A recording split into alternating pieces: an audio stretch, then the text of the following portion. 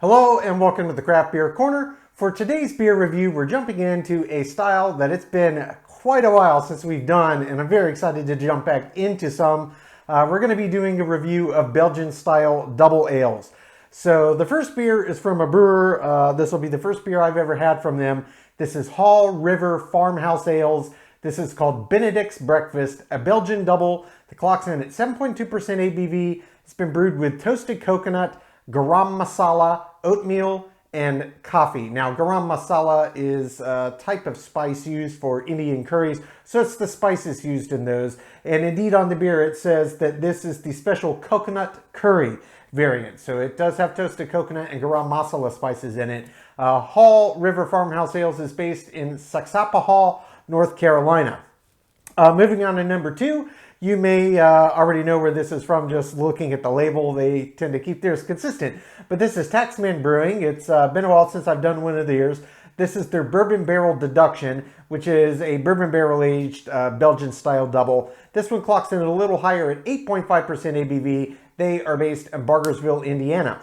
So two different takes on a Belgian-style double. One spiced with a lot of additives and one just a little bourbon barrel back. But I'm excited to jump in both. I imagine they're going to be very good and very interesting. So without further ado, we're going to jump right in with Haw River Farmhouse Ales, the coconut curry variant of their Benedict's Breakfast. This one clocks in at 7.2% ABV.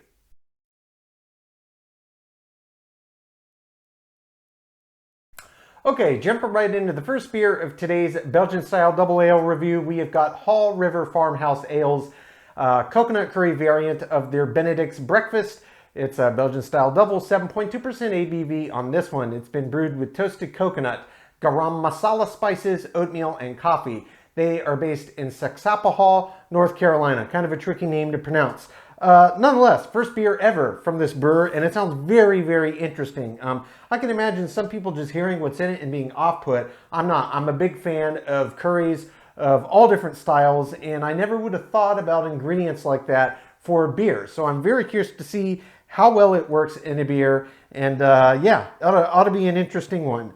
So in terms of label art, it's relatively basic, but it has kind of a cartoon depiction of a guy upside down on the top with a bowl of what looks like some delicious coconut garam masala spiced curry, which I eat curry all the time, and I'm a big fan of any and all types of curry. But nonetheless, let's get this beer cracked gently.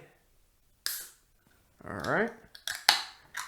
And we are going to be using my stout glass today. This ought to work pretty well for a Belgian-style double. Okay, pouring that one in. And nice dark Belgian, as I would expect.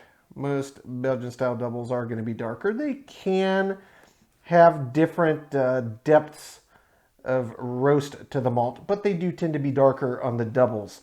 Nonetheless, visually, very, very dark brown, not dissimilar to, say, a nut brown ale. It's not as dark as a porter, but it looks very much like a quintessential Belgian double.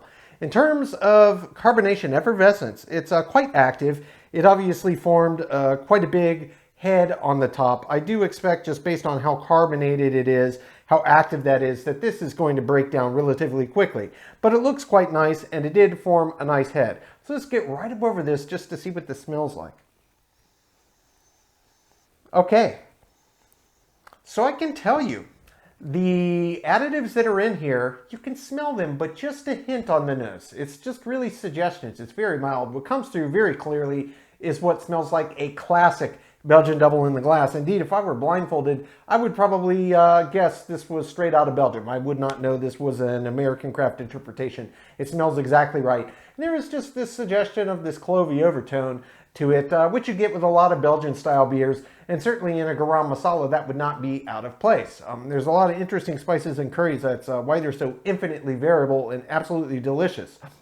But what I'm going to do, I'm going to gently just add a little bit more beer to this glass, gently being the operative word. All right, and we are going to dive right in here. Let's see what this one's like. It smells great. God, it really does.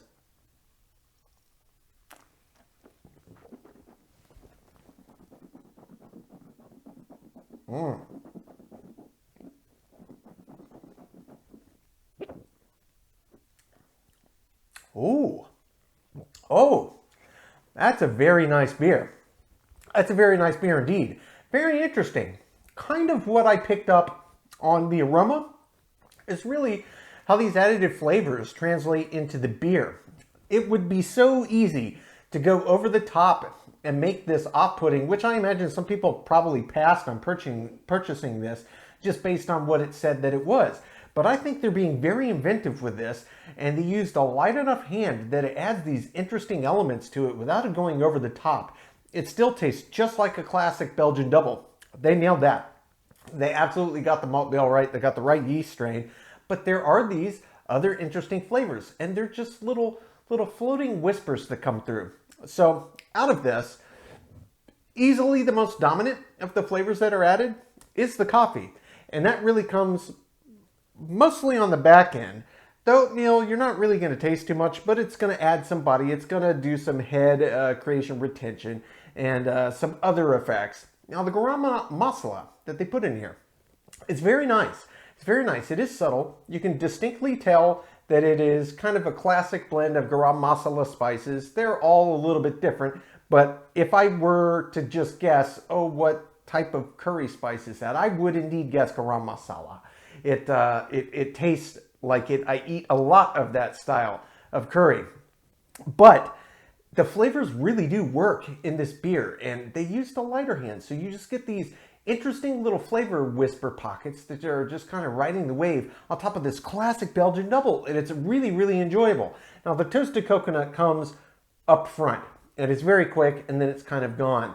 So you have overwhelmingly a classic Belgian double flavor with just a little suggestion of coconut up front, then garam masala spices and all those different flavors kind of working in the middle, and then the coffee kind of comes in on the back end. And on the end of the finish, interestingly enough, the garam masala spices come back into play, and that's really what's dominant here. And it's mixing with a slight little leftover coffee, and just a little bit of that coconut comes back. And of course, that's sitting all underneath the classic Belgian double malt bill and yeast flavor. And in terms of finish, this does have a pretty long finish. Belgian doubles can kind of run the gamut. Some are really short, some are very kind of average for the style, some are very long. I would say this is on the upper end of average, for sure. It maybe above average. It's got a little longer length than you would expect, and it's really all due to all these interesting added flavors that came in that they put into this beer, and it's just so well balanced. So well balanced. This would have been so easy to just make an undrinkable beer just based on what they put in there, particularly with that garam masala. But they used a deft hand with it, and they really got the ratios right. It's truly unique, and it's truly delicious. I'm going to jump in for body and mouthfeel, think of this flavor development a bit more.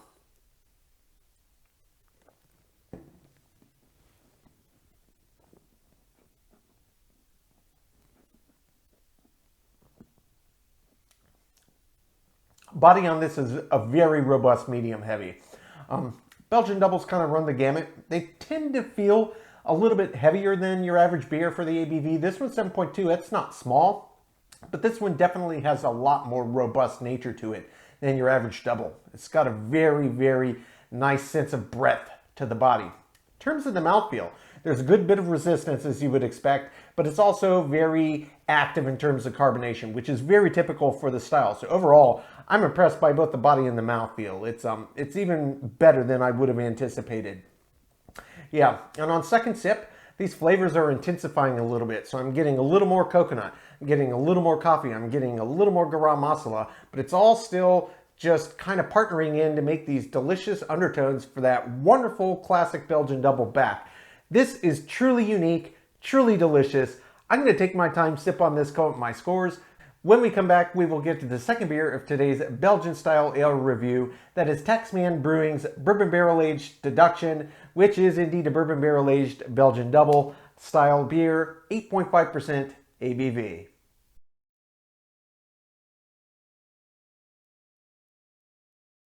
Okay, now jumping into the second beer of today's review, we've got Taxman Brewing's Bourbon Barrel Deduction. This is a Bourbon Barrel Belgian style double. It's 8.5% ABV. They're based in Bargersville, Indiana. As is typical of Taxman, very clean design. Their typical skull with a top hat. which I like. And very blue can, obviously, but that's the can art. So let's get this cracked and poured right in yet again to our stout glass. All right, I poured that one a little sloppy. Okay, so this one's looking almost barley wine-like in terms of color. It's a bit more caramelly than it is a deep dark brown. But this is, again, still in range, still in spec for the style. They can kind of run a various spectrum. They too tend to be darker, but I wouldn't exactly call this a light colored beer. Yeah, indeed, it's a very dark amber caramelly. So quite a bit lighter than the prior beer, but it's still very much in range for a Belgian double. Formed yet again a pretty nice head. And this one does not seem to be quite as active in terms of active carbonation. So I expect this head may stick around a bit longer. Let's give it a sniff. Yeah, so it really does smell quite caramelly. It's got a very distinctly different aroma than the first beer. Obviously no spices, but I'm not picking up what smells to me like a classic Belgian double aroma. There's no undercurrents of clove or anything like that. It smells very strongly of toffee and caramel and just a suggestion of that bourbon barrel. So it'll be interesting to dive in and see exactly what comes through in the flavor profile. So let's do that.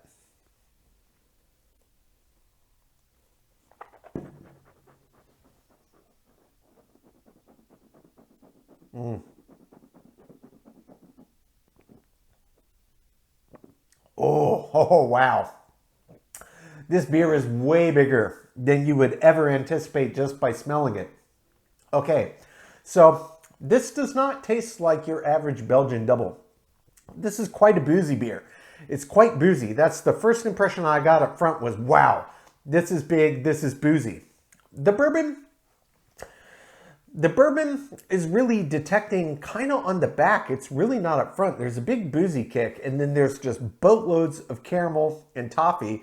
There's even what almost tastes slightly like cardamom or licorice or star anise, kind of floating in the background. So it's got kind of a unique flavor profile. It's very different than any Belgian-style double I've ever had. I don't know if any of that is coming off from the bourbon barrel aging, but it's definitely unique in terms of its flavor profile. As I'm sitting here on the first sip yet again, this one's not got a super long finish, but there's some flavors lingering in the back, and it's mostly that malt bill. Very caramel, very toffee forward. I'm going to jump in for body and mouthfeel. Think of this flavor development a bit more.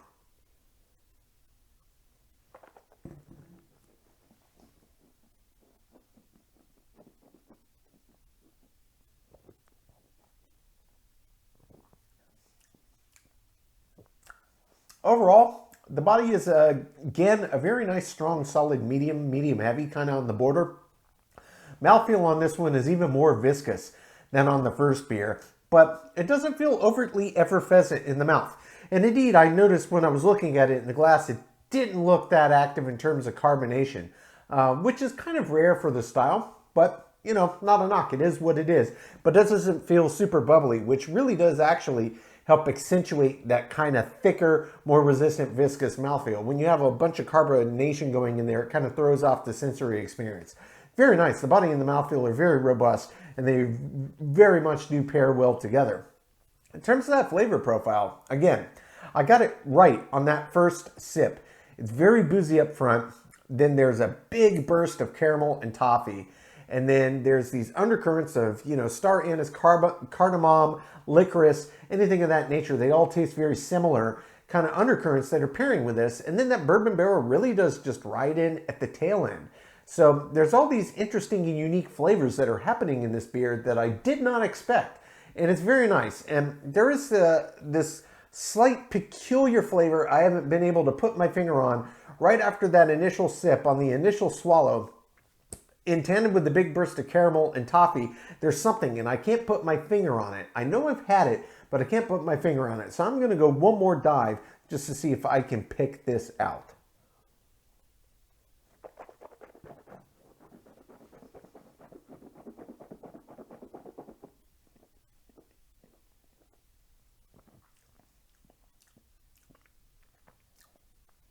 Okay, I figured out what it is. It's undercurrents of that bourbon barrel, and it's coming up front and mixing with that very rich toffee caramel malt bill and the booziness and it's throwing off the classic bourbon barrel flavor profile. So it kind of is throwing my taste buds for a loop, but that's definitely what it is. So it does come up front. It just doesn't taste as you would expect. And it's throwing off, as you would expect from bourbon, this happens often. There are some slight vanilla overtones to this as well, which really is pairing well again with this malt bill. Overall, I wasn't sure at first. It took me a third sip, but I do think that I'm a fan of the balance on this one. So you get all of this classic malt bill, even though it tastes quite different than I anticipated, but you also absolutely get that bourbon barrel, and it really is almost a 50-50 sensory experience here of that bourbon barrel that they chose, as well as the malt bill and the use profile. It's very, very nice. Very good beer. I'm going to take my time, sip on this, come up with my scores. When we come back, we will get both beers ranked from top to bottom.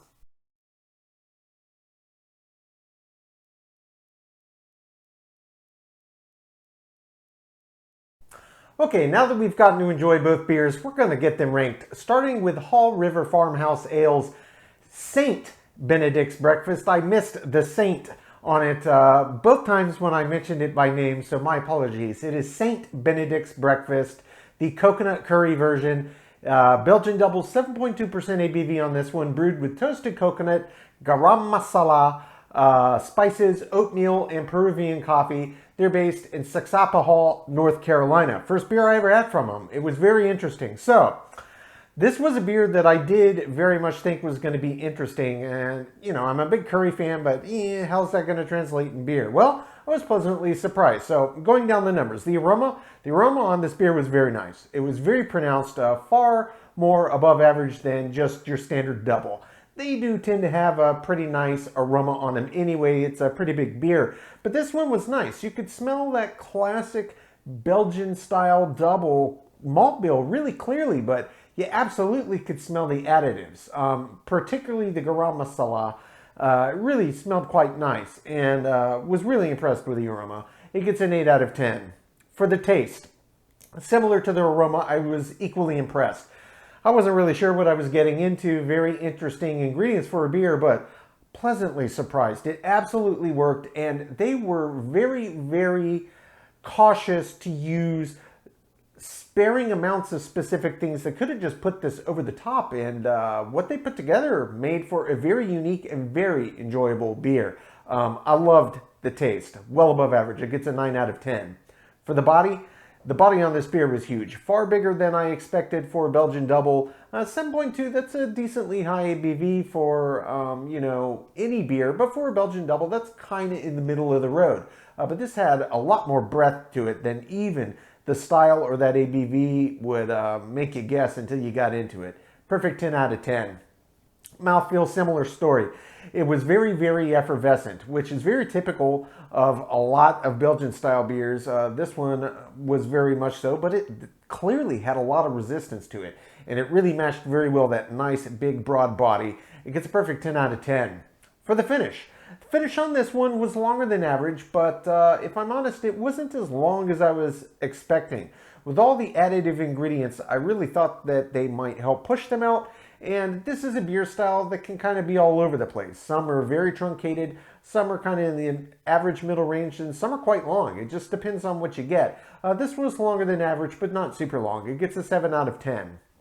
For the head and retention, did a pretty good job. Honestly, I didn't think it was going to do as well as it did. Obviously, it formed up very well when I first poured, but very active in terms of carbonation. So I thought it was just going to collapse very, very quickly, but it did a very good job sticking around. It gets a 7 out of 10. For the appearance, this is exactly what I think of in my head when I think of a Belgian double. It gets a perfect 10 out of 10. For the balance, I alluded to this when I talked about taste, and I talked about it while I was sipping on the beer, but I stand by this. The balance of this beer was very, very, very nice. Specifically what they did with the additive ingredients, and really I am most specifically talking about those garam masala spices. It would have been so easy to go overboard and just probably could have made this beer very off-putting, but the ratios they used, it absolutely worked. I think using a more sparing hand with that specific set of ingredients really paid dividends here. Now, what I really would have personally liked to get just a little bit more of to pair with that classic malt bill, a little more of the coffee, and certainly a little more of the toasted coconut would have been nice, but overall I enjoyed it. Balance was well above average. It gets an 8 out of 10. Filling in the intangible. I really enjoyed the beer. I wasn't sure what to expect, but I did. I really enjoyed the beer, and I thought it was very well done. It was very inventive. They took a risk, and I liked what they did with it. Give it an 8 out of 10. Finally, as an example of the style. You know, Belgian doubles and Belgian-style doubles, obviously this is American interpretation of the classic Belgian style, but they're not exactly a dime a dozen. You can't find them everywhere. It's, you know, you're not going to come up to a shelf full of 50 different Belgian double options. So the fact that somebody took a style that isn't super common and then decided to just go bonkers with it and go very inventive, very awesome. And frankly, I think it paid off for them. I think it was a good bet, and it paid off. They executed it very well, and it was a very unique beer. I thoroughly enjoyed it, well above average. Gets an 8 out of 10. That brings the total score on Haw River Farmhouse Ales St. Benedict's Breakfast Coconut Curry version to an 85 out of 100. So this is indeed well above average. Very unique beer. One of the most unique beers I've had in a long time. If you're the inventive sort and you like Belgian-style beers anyway, this is one I think is worth trying. Moving on to beer number 2. This is Taxman Brewing's Bourbon Barrel Deduction. Belgian-style double on this one as well. Bourbon barrel aged, 8.5% ABV. They are based in Bargersville, Indiana. So for the aroma on this beer, surprisingly, was not very pronounced. And I thought for sure, bourbon barrel back, I'm going to get nice big whiffs of bourbon. I really didn't. It was very subtle. It was high end of average in terms of pungency, but I was having a hard time picking out what I thought it was going to smell like. I was getting a lot of caramel and toffee overtones, but not a ton of that bourbon and not a ton of the kind of classic Belgian malt bill and yeast bill aromas that I expected. But high end of average in terms of what I did get. It gets a 6 out of 10. For the taste, it's in another category. I did enjoy the beer, but honestly for me, it was missing that je ne sais quoi. I think it was kind of the classic Belgian double side, maybe the yeast. You know, they're not all this way, but the lack of this cloviness, the lack of that kind of spice edge, and in terms of how intense the caramel and the toffee elements were, it kind of threw off the flavor profile that I was, I'm just going to say it, that I was hoping to get. What I did get, I did like, but it was kind of missing something. And the bourbon as well. It was there, but the way that it presented itself, it wasn't bad. It just, it felt to me like the beer needed some tweaking in terms of how the flavor profile presented itself. I just gave it high end of average here. It gets a 6 out of 10. For the body on this beer was absolutely impressive. It was massive, much larger than your average Belgian-style double, just as with the first. This one does get a perfect 10 out of 10. The mouthfeel on this one, yet again, just another category, it slam dunked it. Now, this was not super effervescent in the mouth, which made the massive amount of resistance even more prevalent and noticeable on the palate. And it was just huge. And it paired beautifully with this very big, robust body. Gets a perfect 10 out of 10. For the finish, yet another category I was a little surprised with. Bourbon barrel back in a Belgian double. You kind of would just expect a very nice, long, bourbon-soaked finish, but it wasn't. It really was just high end of average here, and the bourbon didn't help extend, and you know, it is what it is. Not a knock, it just was what it was. Gets a 6 out of 10. Head and retention. This one did another good job here. Porter home, if anything, it did a little better than the first. I think what helped it here was this was not as active in terms of carbonation, and the bubbles that it did have were much tighter, much finer, so it did help that head stick around quite a little bit longer than it was on the first one. This was well above average. It gets an 8 out of 10. For the appearance was in range. This is a style that can kind of run in various senses of the spectrum, but it was very much on the lighter end from what you would typically see, kind of in that caramelly color zone. That isn't quite the norm, but still in range. I give it above average. It gets a 7 out of 10. For the balance on this beer was quite nice. Really, the balance between the malt bill that was struck and the balance between the bourbon barrel that was struck was very well done. Really, the only thing that I could say was I still was craving a little more bourbon barrel bite, and frankly, it had this boozy quality about it that kind of overshadowed and maybe just a little too intense on the toffee and caramel of the malt side. So I don't know, maybe a little extra yeast, maybe a little longer in the barrel. It was close, but not quite there. I only docked 1 point though. It gets a 9 out of 10. Filling in the intangible. Subjectively, I liked the beer, but I wasn't blown away by it. I have had many Taxman beers now, and I've liked everything that I've had from them. This is no exception, but this is not one that I would grab given any of the other offerings that I've had from them. Just gets high end of average. It gets a 6 out of 10. Finally, is an example of the style. This beer was fine. It was not bad beer. It was good beer. I enjoyed what I drank, but it did lose quite a lot of points in quite a few categories here. And frankly, compared to, a lot of other beers of this style, I really did feel that it was just on the high end of average. I didn't think it was upper echelon personally, and I rated it appropriately. It gets a 6 out of 10, which brings the total score on Taxman Brewing's Bourbon Barrel Deduction to a 74 out of 100. So we're looking at an 11-point spread here, an 85 and a 74. And don't get me wrong, I did personally enjoy both beers. I liked them both, and both of them, when it all comes down, their total scores, they are both absolutely above average. Everybody has different taste. I'm just telling you what I experienced, so feel free to use this as a reference for your own judgment, but I always encourage people, try different beers. If you haven't had it, that's part of the joy of drinking them. But hopefully you get something you can take away from this. And I did still like both beers, and I do think they are both well worth seeking. Folks, that's today's review. As always, I do sincerely appreciate you tuning in today. Please don't forget to like, comment, and subscribe. And if you want to stay in the loop when our videos go live to YouTube, you can click the notification bell icon. It's right next to the subscribe button. Until next time, keep it beer, keep it craft. We'll see you on the next one. Cheers.